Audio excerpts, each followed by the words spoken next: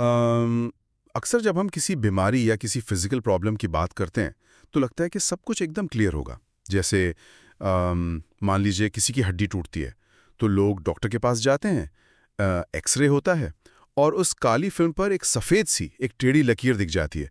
Doctor बस उसकी तरफ इशारा करके कह देता है कि देखिए ये रही प्रॉब्लम, यहाँ से हड्डी क्रैक हुई है।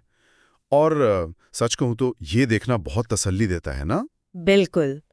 अ, हमारा जो ह्यूमन ब्रेन है ना वो इस तरह से काम करता है कि जब हमें कोई प्रॉब्लम अपनी आंखों से दिखाई देती है, यानी जब हम उसे किसी स्पेसिफिक कैटेगरी में रख पाते हैं, तो उससे निपटना बहुत आसान लगता है। मतलब हड्डी टूटी है या नहीं टूटी है, ये एक बहुत ही क्लियर एक बाइनरी सिचुएशन है। सही कहा। लेकिन ज़रा सोचिए उन लोगों के बारे में जो आज के टाइम में किसी बड़ी मल्टीनेशनल कंपनी के कैबिन में बैठे हैं या फिर किसी कॉम्पिटिटिव एग्जाम की तैयारी कर रहे हैं। वो अंदर से पूरी तरह टूटे हुए महसूस कर रहे होते हैं। उन्हें समझ ही नहीं आता कि वो इतना स्ट्रेस में क्यों हैं, इतनी घबराहट क्यों हो रही है। जब हम इस मेंटल स्ट्रेस, मॉडर्न लाइफ के प्रेशर और इन इनविजिबल पर्सनल क्राइसिस की दुनिया में आते हैं तो अचानक से वो एक्सरे मशीन काम करना बंद कर देती है। हाँ, वहाँ कोई सफेद लकीर नहीं दिखती। एग्जैक्टली पूरा पिक्चर ही एकदम धुंधला हो जाता है। और इसी धुंधलेपन में लोग सबसे आसान रास्ता चुनते हैं। लोग खुद को ब्लेम करने लगते हैं। लगता है कि अगर मैं स्ट्रेस में हूं या अगर मैं फेल हो रही हूं तो ये पूरी तरह से मेरी अपनी नाकामी है, मेरी ही एबिलिटी में कोई कमी है। और यहीं से हमारे आज के इस विस्तृत विश्लेषण की शुरुआत होती है। आज हम इस डीप डाइव में इसी धुंधलेपन को साफ करने की कोशिश करने वाले हैं।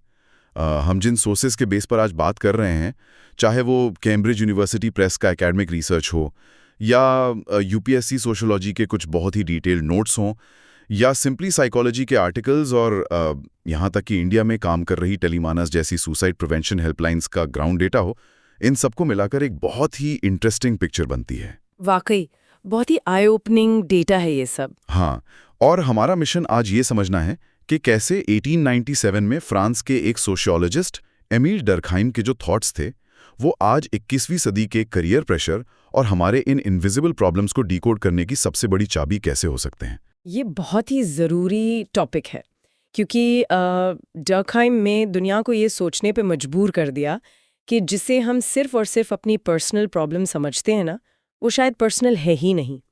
उन्होंने कहा कि हमारी बहुत सी समस्याएं, हमारे डिसीजंस, यहाँ तक कि हमारी फीलिंग्स भी एक इनविजिबल सोशल फोर्सेस यानी सामाजिक ताकतों का रिजल्ट होती हैं। एक मिनट रुकिए।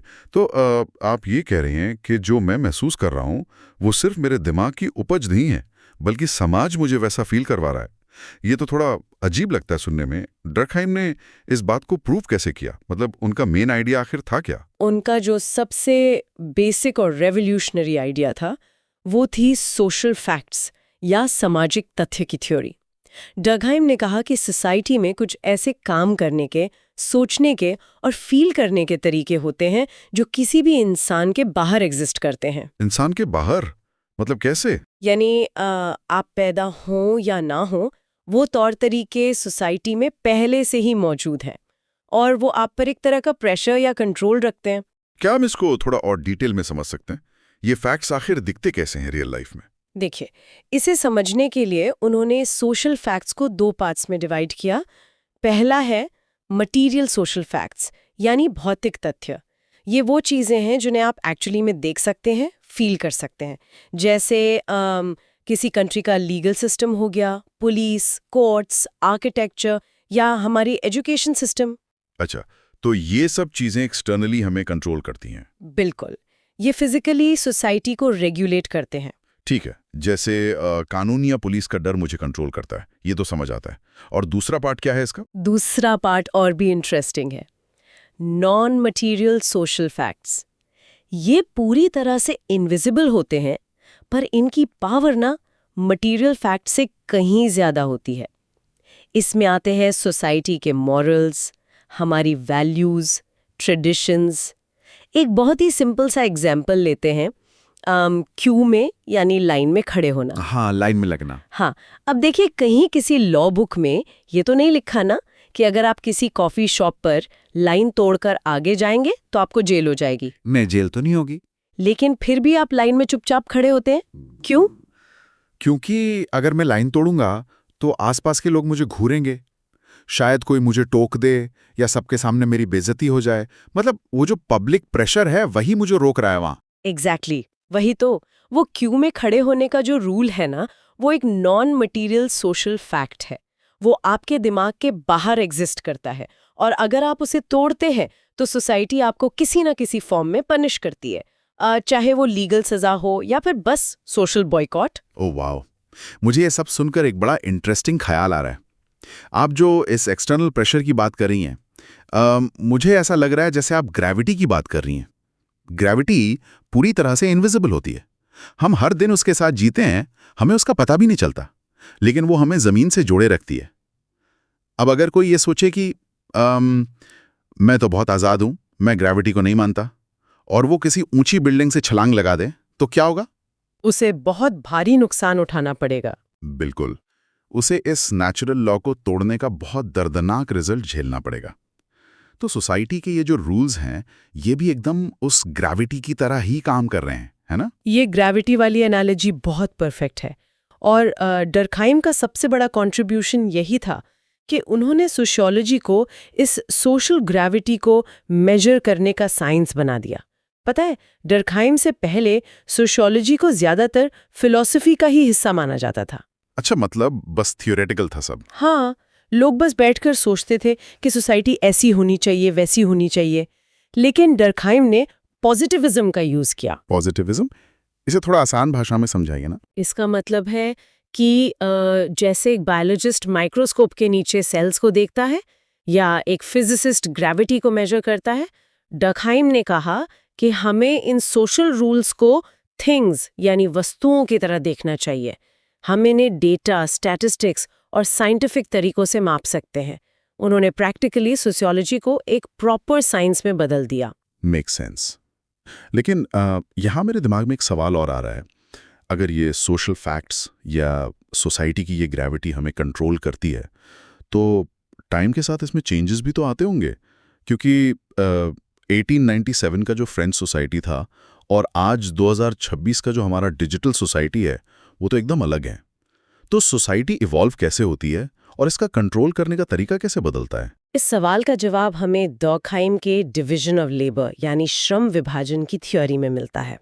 उन्होंने बताया कि जैसे जैसे सोसाइटी इवॉल्व करती है, उसका स्ट्रक्चर मेन रूप से दो अलग-अलग फेजेस से गुजरता है। पहला फेज, जो बहुत पुरानी या प्रिमिटिव सोसाइटीज में होता था, उसे उन्होंने मैकेनिकल सॉलिडेरिटी यानी यांत्रिक एकजुटता कहा। मैकेनिकल? इसमें मशीन या मैकेनिकल जैसी क्या बात है?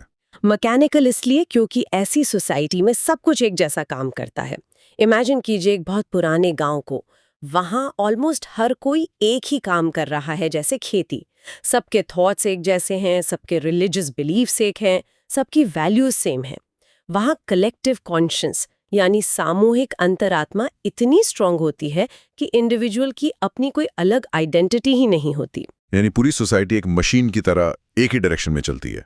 बिल्कुल। तो ऐसी सोसाइटी में अगर कोई रूल तोड़ता होगा तो सजा भी बहुत स्ट्रिक्ट होती होगी। हाँ, बहुत ज्यादा। ऐसी सोसाइटीज में लॉज मोस्टली पनिशटिव होते हैं, यानी दंडात्मक। क्योंकि जब आप कोई रूल तोड़ते हैं तो आप सिर्फ किसी एक इंसान का नुकसान नहीं कर रहे होते, आप पूरी कम्युनिटी की आत्मा पर, उनके भगवान पर एक तरह से अटैक कर रहे होते हैं। इसलिए सजा का मेन मोटिव बदला लेना और लोगों के अंदर डर बनाए रखना होता है। बहुत इंटरेस्टिंग। तो जैसे जैसे हम उस प्रिमिटिव गांव से निकलकर आज के मॉडर्न शहरों की तरफ आते हैं, तब ये मैकेनिकल स्ट्रक्चर कैसे बदलता है? तब हम दूसरे स्ट्रक्चर में आते हैं, जिसे डर्कहाइम ने ऑर्गेनिक सॉलिडेरिटी कहा। ये हमारी मॉडर्न इंडस्ट्रियल सोसाइटी है। यहाँ हैवी डिवीजन ऑफ लेबर होता है। लोग अब एक जैसा काम नहीं कर रहे हैं। सही बात है। जैसे किसी फैक्ट्री में कोई इंसान सिर्फ इंजन डिजाइन कर रहा है, तो कोई दूसरा टायर बना रहा है, कोई और वहां के अकाउंट्स हैंडल कर रहा है। एकदम सही। और यहीं पर ऑर्गेनिक वर्ड का मतलब क्लियर होता है। जैसे हमारी ह्यूमन बॉडी में अलग अलग ऑर्गन्स होते हैं। हार्ट का काम अलग है, लंग्स का काम अलग है, लेकिन वो सब जिंदा रहने के लिए एक दूसरे पर डिपेंड करते हैं। मॉडर्न सोसाइटी भी ऐसी ही है। हम इतने अलग होकर भी एक दूसरे पर बहुत ज्यादा डिपेंडेंट है। आप अपनी कार खुद नहीं बना सकते, अपना खाना खुद नहीं उगा सकते, है ना? हाँ, हम पूरी तरह सोसाइटी पर डिपेंडेंट हैं और मुझे लगता है कि इस ऑर्गेनिक सोसाइटी में रूल्स या कानून का तरीका भी बदल ही जाता होगा। बिल्कुल बदल जाता है। यहाँ लॉज प्यूनिटिव से बदलकर रेस्टिट्यूटिव हो जाते हैं, यानी सुधारात्मक। टारगेट अब पब्लिक में कोड़े मारना या बदला लेना नहीं रह जाता। टारगेट होता है सिस्टम को वापस ट्रैक पर लाना। जैसे अगर कोई कॉन्ट्रैक्ट तोड़ता है हाँ तो कोर्ट उसे फाइन भरने को कहती है। हाँ, ताकि जो फाइनेंशियल लॉस हुआ है उसकी भरपाई हो सके। मशीन को दोबारा स्मूथली चलाना ही प्रायोरिटी बन जाती है। रुकिए, मुझे यहाँ एक बहुत डीप सवाल पूछना है आपसे। हाँ। एडम स्मिथ जैसे इकोनॉमिस्ट्स ने तो हमेशा यही कहा है कि ये जो डिवीजन ऑफ लेबर है, ये जो स्पेशलाइजेशन है, ये इसलिए आई ताकि हम ज्यादा प्रोडक्शन कर सकें और ज्यादा खुश रह सकें। हाँ। तो क्या डर्कहाइम भी यही मानते थे कि हमारी सोसाइटी खुशी पाने के लिए इतनी कॉम्प्लेक्स बनी है? नहीं, बिल्कुल नहीं। और सच कहूं तो यहीं पर डर्कहाइम बाकी थिंकर्स से एकदम अलग खड़े दिखते हैं। हमारे सोर्सेज में ये क्लियर किया गया है कि डर्कहाइम ने इस हैप्पीनेस हाइपोथेसिस को पूरी तरह से रिजेक्ट कर दिया था। उनका लॉजिक बहुत सिंपल था। अगर इंसान का गोल सिर्फ खुश रहना होता तो वो बहुत पहले ही उस प्रिमिटिव स्टेज में रुक जाता। एक सिंपल लाइफ में जहाँ इच्छाएं कम होती हैं, इंसान ज्यादा खुश रह सकता है। मतलब मॉडर्न लाइफ ने हमारी खुशियां नहीं बढ़ाई हैं? नहीं, उल्टा हमारा स्ट्रेस लेवल बढ़ा दिया है। तो फिर हमने ये सब किया क्यों? अगर हम खुश होने के लिए इतनी कॉम्प्लेक्स लाइफ नहीं बना रहे थे तो फिर हम इस रास्ते पर गए ही क्यों? इसके पीछे डार्विन के स्ट्रगल फॉर एग्जिस्टेंस का प्रिंसिपल काम करता है। डर्कहाइम ने समझाया कि जैसे जैसे पॉपुलेशन डेंसिटी बढ़ती है ना, लोग फिजिकली एक दूसरे के ज्यादा क्लोज आते हैं। रिसोर्सेज लिमिटेड हैं। अब अगर हर कोई एक ही काम करेगा, मान लीजिए सब के सब खेती ही करेंगे, तो जमीन के लिए एक ब्लडी कॉन्फ्लिक्ट शुरू हो जाएगा और लोग आपस में लड़कर ही मर जाएंगे। ओह, तो सर्वाइवल की बात थी। हाँ, पीसफुली साथ रहने के लिए और सर्वाइव करने के लिए लोगों ने काम बांट लिए। कोई डॉक्टर बन गया, कोई इंजीनियर बन गया। ये खुशी पाने की कोई ट्रिक नहीं थी, बल्कि बढ़ती आबादी में अपना वजूद बचाने की एक स्ट्रैटेजी थी। ये एक बहुत ही डार्क लेकिन काफ़ी लॉजिकल व्यू है कि हम इसलिए स्पेशलिस्ट नहीं बने क्योंकि हमें अच्छा लगता था, बल्कि इसलिए बने ताकि हम एक दूसरे की जान न ले लें। लेकिन एक बात बताइए, पॉपुलेशन बढ़ने और काम बांट लेने के बाद भी क्या ये सिस्टम हमेशा स्मूथली चलता है? क्योंकि अगर हम आज की सोसाइटी को देखें तो वैसा लगता तो नहीं है। और आपका ये सोचना बिल्कुल सही है। जब ये सिस्टम टूटता है या स्मूथली काम नहीं करता, तो सोशियोलॉजी में इसे abnormal forms of division of labour कहा जाता है। और इसमें दो बहुत बड़ी प्रॉब्लम्स आती हैं। पहली है एनॉमिक डिवीजन ऑफ लेबर, यानी विसंगत श्रम विभाजन। एनॉमिक, इसका मतलब क्या हुआ? जहां कोई रूल या बैलेंस नहीं है। ये कैसे होता है? ये तब होता है जब सोसाइटी में अचानक से रूल्स ऑफ कंट्रोल वीक पड़ जाते हैं। बॉस और वर्कर के बीच या कैपिटल और लेबर के बीच एक एंडलेस कॉन्फ्लिक्ट शुरू हो जाता है। एक एग्जाम्पल लीजिए, एक फैक्ट्री के मजदूर को सोचिए जो दिन भर सिर्फ एक ही नट बोल्ट कस रहा है। उसे पता ही नहीं कि वो जो कार का हिस्सा बना रहा है, कार बनने के बाद कैसा दिखेगा। वो खुद को उस काम से कनेक्टेड फील ही नहीं करता। वो बस एक मशीन का पुर्जा बनकर रह जाता है। एग्जैक्टली, उसकी लाइफ से एक मीनिंग गायब हो जाता है। समझ गया। और दूसरा एबनॉर्मल फॉर्म क्या बताया आपने? दूसरा है फोर्स्ड डिवीजन ऑफ लेबर, यानी मजबूर श्रम विभाजन।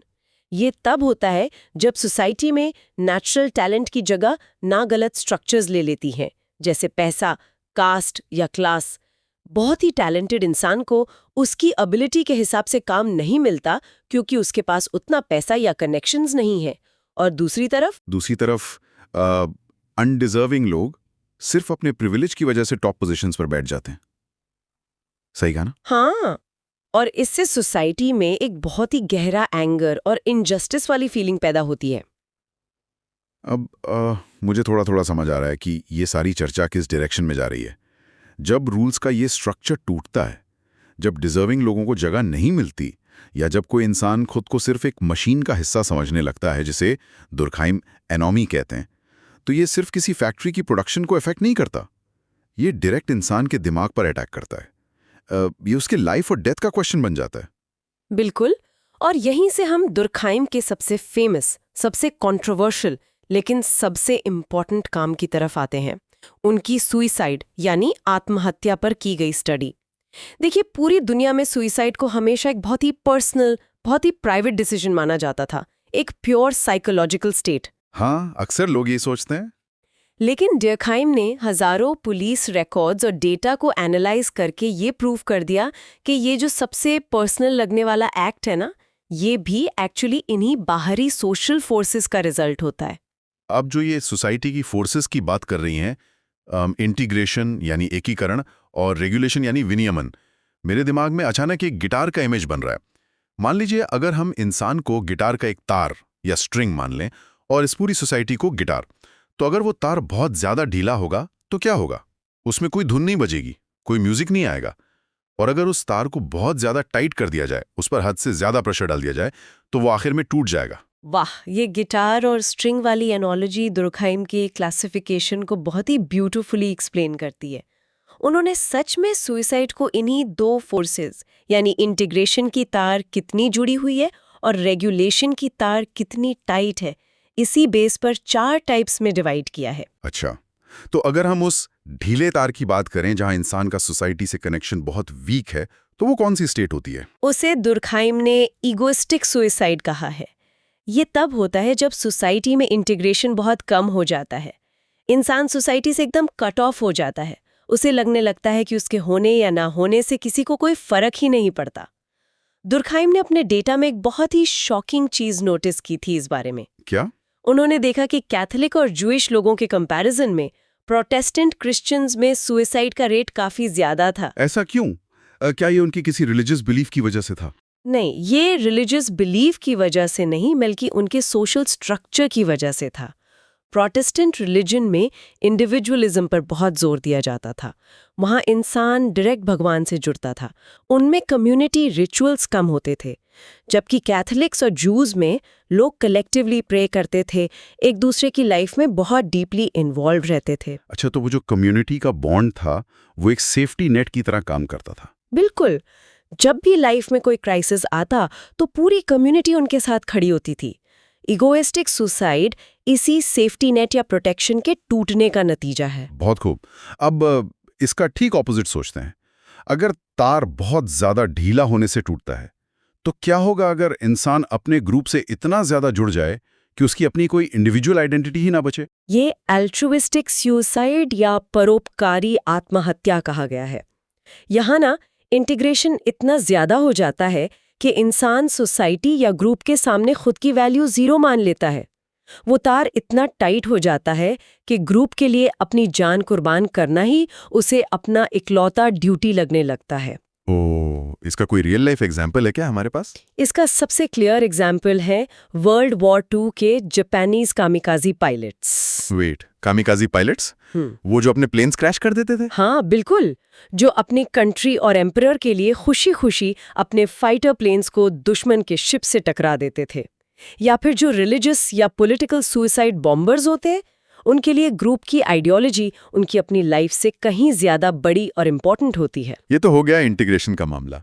अब उस दूसरी फोर्स की बात करते हैं, रेगुलेशन। क्या होगा अगर सोसाइटी आप पर इतने ज्यादा रूल्स थोप दे कि आप सांस ही ना ले पाए? ये दुर्कहाइम का तीसरा टाइप है, फैटलिस्टिक सुसाइड या भाग्यवादी आत्महत्या। ये तब होता है जब रेगुलेशन हद से ज्यादा हो जाता है, जब सोसाइटी के रूल्स इतने स्ट्रिक्ट, इतने सफोकेटिंग हो जाएं कि इंसान को अपने फ्यूचर में कोई होप ही ना दिखे। हिस्टोरिकली दुर्कहाइम ने इसे स्लेव्स यानी गुलामों की लाइफ से लिंक किया था, जिनका अपनी खुद की लाइफ पर कोई कंट्रोल नहीं होता था। पता है, हमारे सोर्सेज में इसका एक बहुत ही टचिंग और एकदम मॉडर्न एग्जाम्पल दिया गया है जो इस कॉन्सेप्ट को बिल्कुल क्लियर कर देता है।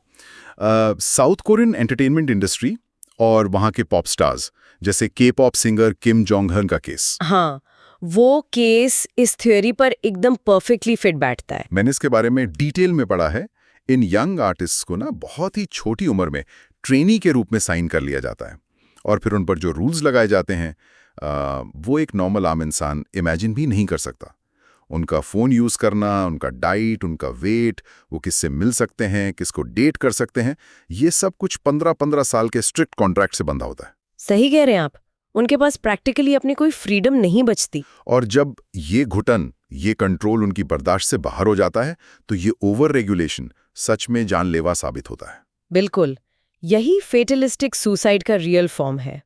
और अब हम आते हैं चौथे और आज के टाइम में जो सबसे ज्यादा रेलेवेंट टाइप है, एनोमिक सुसाइड पर। अभी हमने बात की कि कैसे हद से ज्यादा रूल्स जानलेवा होते हैं, लेकिन सोचिए क्या होगा जब अचानक सारे रूल्स ही गायब हो जाएं या टूट जाएं। मतलब जब सोसाइटी में कोई बहुत बड़ा अचानक से चेंज आ जाए। हाँ, जैसे 1929 का ग्रेट डिप्रेशन या फिर 1995 में जापान का कोबे अर्थक्वेक। इमेजिन कीजिए, आपने पूरी लाइफ एक रूल फॉलो किया कि अगर मैं खूब मेहनत करूंगा तो मेरा फैमिली सिक्योर रहेगा। फिर अचानक से इकोनॉमिक क्रैश होता है और आपकी नौकरी रातों रात चली जाती है। अब वो पुराना रूल तो काम नहीं कर रहा और कोई नया रूल अभी बना नहीं है। तो इंसान को लगता है कि उसने लाइफ में जो कुछ भी सीखा वो सब बस एक झूठ था। एग्जैक्टली। ये जो डायरेक्शनलेस फीलिंग आती है, ये जो एक खालीपन या एनोनिमी पैदा होता है, वो इंसान को अंदर से पूरी तरह तोड़ देता है। तो अब सबसे बड़ा सवाल ये आता है कि 1897 का ये जो गिटार का तार है वो आज 2026 में हमारे आज के यूथ के लिए कैसे बज रहा है? हमारे सोर्सेज इन मॉडर्न प्रॉब्लम्स के बारे में क्या बताते हैं? देखिए, कैम्ब्रिज यूनिवर्सिटी के रिसर्च में ये बहुत क्लियरली हाईलाइट किया गया है कि आज के टाइम में ये एनोमिक सुसाइड्स इतनी तेजी से क्यों बढ़ रही हैं। आज हम जिस ईरा में जी रहे हैं वो एक पर्मा क्राइसिस का दौर है, मतलब लगातार चलने वाले क्राइसिस। कोविड-19 ने पूरी दुनिया की सोशल सेटिंग को हिलाकर रख दिया। कहीं वॉर चल रही है तो कहीं इकोनॉमिक पॉलिसीज अचानक चेंज हो जाती हैं। और इंडिया के कॉन्टेक्स्ट में ये रिसर्च स्पेसिफिकली उन स्टूडेंट्स का जिक्र करती है जो नीट जैसी हाईली कॉम्पिटिटिव एग्जाम्स की तैयारी कर रहे हैं। बिल्कुल। जरा उन बच्चों की मेंटल स्टेट को समझने की कोशिश कीजिए। उन पर ना एकेडमिक सक्सेस का एक एक्सट्रीम प्रेशर होता है। जब वो इन अनरियलिस्टिक एक्सपेक्टेशंस को पूरा नहीं कर पाते तो उन्हें बस ये नहीं लगता कि वो एक एग्जाम फेल हुए हैं। उन्हें लगता है कि सोसाइटी के उस पूरे स्ट्रक्चर से ही उन्हें बाहर फेंक दिया गया है। यानी रूल्स का टूटना। हाँ, ये जो एनोमी है, ये उनके अंदर एक बहुत डीप होपलेसनेस और डायरेक्शनलेस फीलिंग पैदा कर देता है। लेकिन जब सिचुएशंस इतनी खराब हो रही हैं तो क्या हमारे पास इन्हें रोकने का कोई सॉलिड तरीका है? हाँ, हमारे सोर्सेज में इंडियन गवर्नमेंट के टेलीमैनस इनिशिएटिव और स्नेहा या आसरा जैसी एनजीओज के डेटा का भी तो जिक्र है। हाँ, और अगर हम इन हेल्पलाइंस को डरखाइम के पॉइंट ऑफ व्यू से देखें तो ये बस कोई नॉर्मल फोन लाइंस नहीं है। ये डरखाइम के उस टूटे हुए सोशल इंटीग्रेशन को वापस जोड़ने के आधुनिक टूल्स हैं। सोचिए, जब कोई इंसान रात के 3 बजे अकेलेपन या एनोमी के उस गहरे अंधेरे में डूब रहा होता है, तो ये हेल्पलाइंस उस गिटार के तार को वापस सोसाइटी से कनेक्ट करने का काम करती हैं। एग्जैक्टली। जब उस वक्त फोन के दूसरी तरफ से कोई आवाज कहती है कि हम आपको सुन रहे हैं, तो उस इंसान को सडनली फील होता है कि वो अभी भी इस सोसाइटी का हिस्सा है, वो अकेला नहीं है। आपकी ये सब बातें बहुत लॉजिकल लग रही हैं और जो डेटा है वो भी इस थ्योरी को सपोर्ट करता है। लेकिन मुझे यहाँ थोड़ा सा पुशबैक देना होगा। हमने अब तक जितनी चर्चा की वो सब कुछ सोसाइटी के आसपास घूम रही है, तो क्या इंडिविजुअल इंसान की अपनी कोई वैल्यू नहीं है? क्या हम बस इस सोसाइटी के हाथों की कठपुतलियां हैं जो ग्रेविटी के रूल्स की तरह बस कंट्रोल हो रही हैं? क्या किसी इंसान की अपनी कोई पर्सनल आज़ादी या उसकी अपनी साइकोलॉजी कुछ नहीं होती? ये एक बहुत ही वैलिड और शानदार सवाल है। और इंटरेस्टिंग बात यह है कि आपका ये सवाल ही दोखाइम की थ्योरी की सबसे बड़ी क्रिटिसिज्म का बेस बन जाता है, जिसे हमारे सोर्सेज में बहुत अच्छे से एक्सप्लेन भी किया गया है।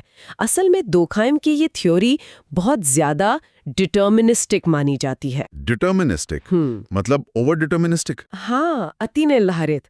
यानी ये थ्योरी ये मानकर चलती है कि सिर्फ और सिर्फ सोसाइटी ही सब कुछ डिसाइड करती है। ये इस फंडामेंटल फैक्ट को ऑलमोस्ट इग्नोर कर देती है कि हर एक इंसान मेंटल लेवल पर अलग होता है। अगर किसी को कोई डीप पर्सनल ट्रॉमा हुआ है तो ये थ्योरी उसे प्रॉपर्ली एक्सप्लेन नहीं कर पाती। अच्छा, और क्लिनिकल डिप्रेशन जैसी बायोलॉजी रिलेटेड मेंटल इलनेसेस का क्या? वही तो कमी है। ये थ्योरी उन बायोलॉजिकल और प्योर साइकोलॉजिकल फैक्टर्स को इम्पोर्टेंस नहीं देती जो एक्चुअली में सुसाइड की एक बहुत बड़ी वजह होते हैं। मैंने कहीं पढ़ा था कि एक और फेमस सोशियोलॉजिस्ट थे, मैक्स वीबर। उन्होंने भी डर्कहाइम के इस पॉइंट ऑफ व्यू पर काफी सवाल उठाए थे। आपने बिल्कुल सही पढ़ा है। मैक्स वेबर का ये लॉजिक था कि डर्कहाइम ने ह्यूमन एक्शंस के जो सब्जेक्टिव मीनिंग होते हैं, यानी किसी के लिए उसके एक्शन का पर्सनल मतलब क्या है, उसे तो पूरी तरह से छोड़ ही दिया। इसे किसी एग्जाम्पल से समझ सकते हैं क्या? बिल्कुल। मान लीजिए 2 अलग-अलग लोगों की नौकरी एक ही दिन एक साथ चली जाती है। अब दुर्खाइम का डेटा तो दोनों को सीधे एनोमी का विक्टिम मान लेगा, लेकिन रियलिटी में क्या होगा?